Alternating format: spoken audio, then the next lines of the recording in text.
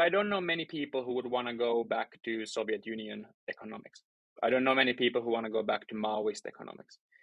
But I do think that it's very striking how little Yugoslavia is discussed.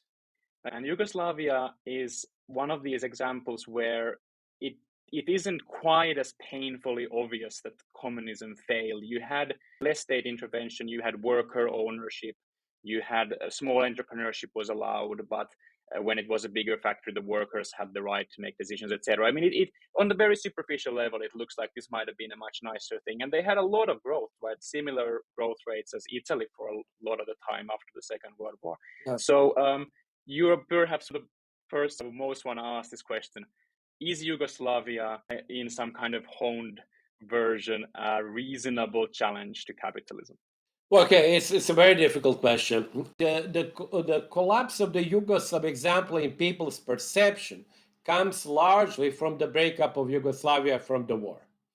But if you go back and look at how the system functioned, it had certainly some features which are even being replicated, and there are attempts to replicate them in developed countries, which means much greater role in decision making by workers.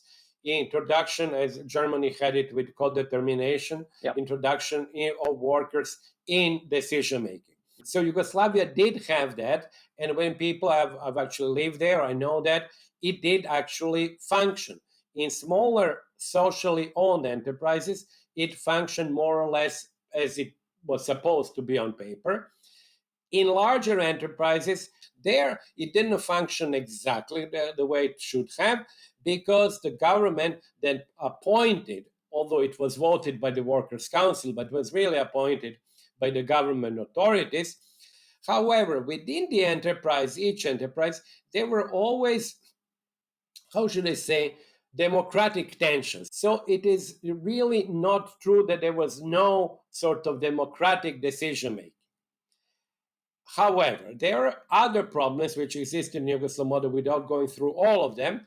One of them being that when workers had much greater say, they also tended to privilege themselves. So, for example, if company invests and I'm about to retire and you're a young worker, and we have an extra 100 dinars to invest, I, as a worker who is going to retire, have no incentive in investing into that company, because I am retiring. I have no share to take out of the company. Oh, interesting. So if the level of investment smaller, people just take it to their pockets. Yes, people wanted actually very often to invest less than in a corresponding capitalist company, because for workers, particularly workers who are older or workers who are actually planning to leave, there is nothing to gain from that.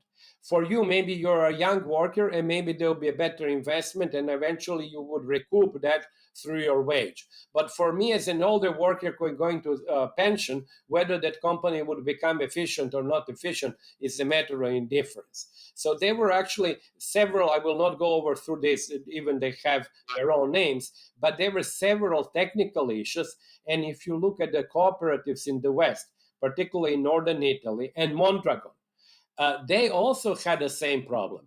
And then they eventually ended up by introducing limited shares, and actually, very paradoxically, introduced a worker force that did not have the same right as the original worker.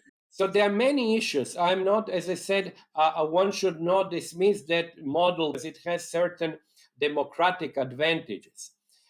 But there are genuine, legitimate problems that have been noticed not only in Yugoslav case, but in kibbutz case, in Mondragon, in cooperatives in the U.S., and employee stock ownership plans. So really, one has to think maybe more creatively about how to solve them. And Yugoslavia did have a pretty tough time economically, right, in the 80s, even before the collapse. The 80s were a disaster because the 80s was the beginning of the breakup because of the inability of Yugoslavia to repay foreign debt. The 70s were the golden age because Yugoslav system was relatively efficient, certainly much more efficient than centrally planned, and actually gave much greater ability to purchase, obviously, consumer goods, to travel abroad. Actually, as you know, 1.5 million people worked abroad, which is not exactly a good recommendation for the Yugoslav system. They worked mostly in Germany and Sweden and Switzerland.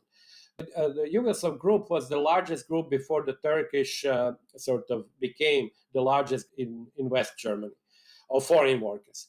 But then that was based to some extent, significant extent, on easy borrowing from 73 to 1980. When the crisis hit in 1980, as it hit Yugoslavia the same way that it hit Brazil and Latin America and also Poland, these countries really could not return the debt. And then it was actually zero growth for 10 years and eventually the war. There are people who believe that this zero growth of 10 years had a significant contribution to political instability. So that was but I would not want to go into political issues because we really want to discuss, and I think we did, actually, economic performance of the system.